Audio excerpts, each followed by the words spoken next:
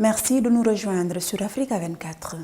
Comment soutenir les projets d'infrastructure en Afrique centrale et quels projets transfrontaliers les États ciblent-ils pour améliorer l'intégration au sein de la communauté économique et monétaire de l'Afrique centrale, CEMAC?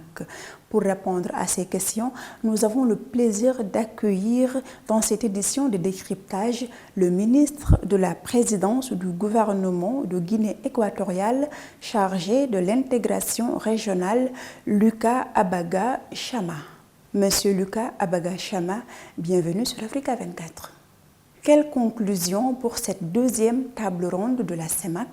Je vous remercie, Africa 24, de m'avoir donné l'opportunité de parler à votre canal de télévision.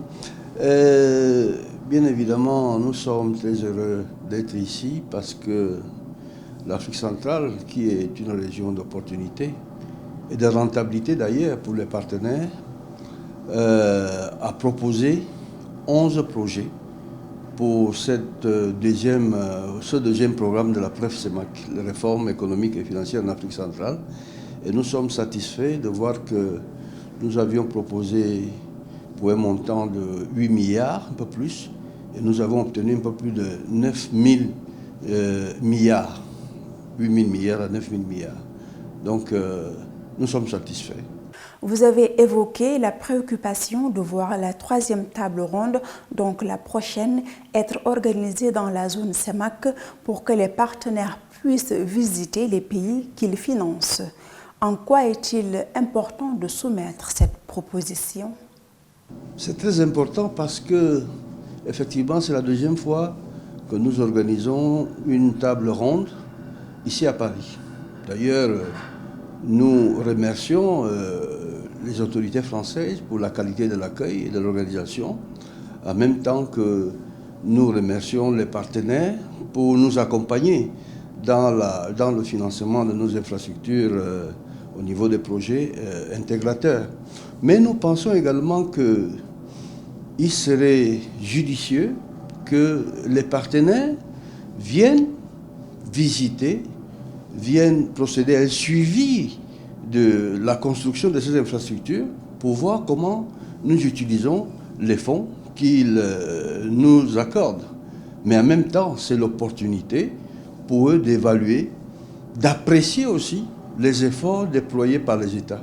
C'est pour ça que j'ai demandé à ce que la prochaine table ronde se déroule en Afrique centrale et en particulier la Guinée équatoriale.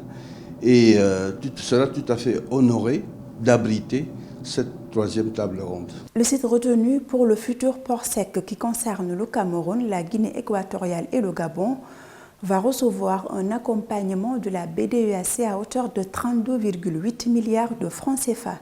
Satisfaisant selon vous? Eh bien, nous sommes toujours satisfaits. Tout financement qui nous parvient est salutaire. Ce n'est pas seulement le port sec des Bébéines, mais il y a aussi la route du côté de Modouné-Gabon et à Kourenam, la Guinée équatoriale, qui va bénéficier de presque 98 milliards. Donc, nous sommes satisfaits, mais qu'à cela ne tienne, nous pensons que les fonds nécessaires pour concrétiser, pour matérialiser ces projets, il serait nécessaire que les États aussi apportent leur contribution. Pensez-vous qu'il faille donner plus d'importance au partenariat public-privé pour le financement des projets intégrateurs de la CEMAC? Je crois que tous les partenariats sont salutaires. L'essentiel, c'est que la relation entre ces partenariats ou ces partenaires, fut-il privé, public ou public-privé, soit une relation gagnant-gagnant. C'est tout ce qui intéresse les pays africains. Nous ne voulons pas que ça vienne du privé ou du public, ou partenariat public-privé. L'essentiel, c'est du gagnant-gagnant.